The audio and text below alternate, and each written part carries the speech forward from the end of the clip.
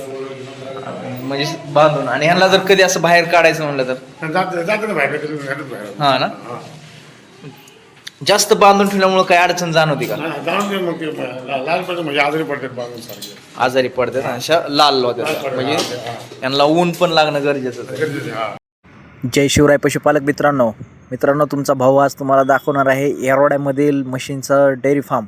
तर तुम्ही बघू शकता इथं इतकं खतरनाक गर्दी आहे, एवढं इथं कुठं रान नाही काय नाही. तर आपले जे काही पशुपालक आहेत ज्यांनी लॉकडाऊनमध्ये पुण्यामधल्या नोकरी केल्या आणि गावाकडे येऊन डेअरी फार्म बनवले, लाखो रुपये खर्च केले, तर त्यांना आता असं ती गोष्टी काही जमत नाही. त्यामुळे ते आता ह्याच्यातून पळवाटा काढून असं लोकांमध्ये एक नैराश्य पसरवतात की दूध व्यवसाय परवडत नाही. तर पशुपालक मित्रांनो, इथं तुम्ही बघू शकताय ना कुठली शेती आहे ना कुठलं मोकळा पेस आहे ना काय नाही, तरी पण एक असं जिद्दी एक दूध उद्योजक आहे ज्यांच्याबरोबर आज आपण तुमची मुलाखत करून देणार आहेत.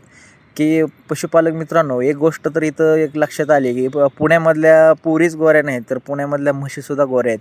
विषय असा आहे की त्यांना ऊन न लागल्यामुळं म्हशी गुलाबी पडतात.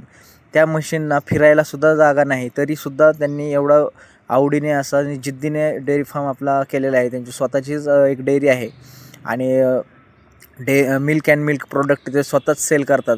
पशुपालक मित्रांनो, गावाकडं आपल्याला भरमसाठ जागा असते अवेलेबल, सगळीकडं शेती वगैरे येते, तरीसुद्धा आपल्याकडं जर अशा पळवाटा जर असतील तर दूध व्यवसायामध्ये अशा बऱ्याचशा लोकांच्या आपण फेसबुकच्या इंस्टाग्रामच्या फेसबुकच्या किंवा यूट्यूबच्या माध्यमातून यशोगाथा ऐकत असतो. आणि काही व्हिडिओ असं पण येत असतात की दूध व्यवसाय परवडत नाही किंवा आता ते शक्यच होत नाही, एवढ्या लोकांना शक्य होत नाही, आणखीन जास्त लोक असावी लागतात, असं तसं बऱ्याचशा काही गोष्टी पसरत असतात. पण मित्रांनो, करायची ज्याच्याकडे इच्छा आहे तो कसल्या पण परिस्थितीत आणि कुठल्या पण परिस्थितीमध्ये करत असतो. मित्रांनो, व्हिडिओ मी मुद्दाम एक ब्लॉगप्रमाणे घेत आहे, जेणेकरून तुम्हाला पण आसपासचा परिसर लक्षात यावा की कशा ठिकाणी, कशा रहदारीच्या ठिकाणी जिथं माणसं जाणंसुद्धा अवघड आहे, अशा एकदम गर्दीच्या ठिकाणी.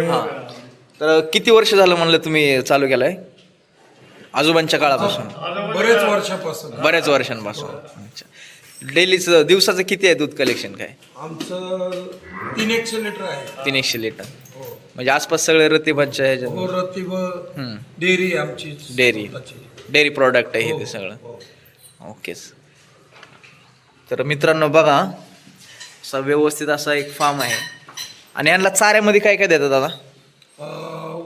उसाची कुट्टी, वाड्याची कुट्टी, थोडी कडब्याची कुट्टी, कुट्टी यांना आंबवण. खुराकामध्ये काय? सरकी पेंड, हरभरा चुनी, मक्का चुनी, अच्छा, गहू चुनी. आणि आता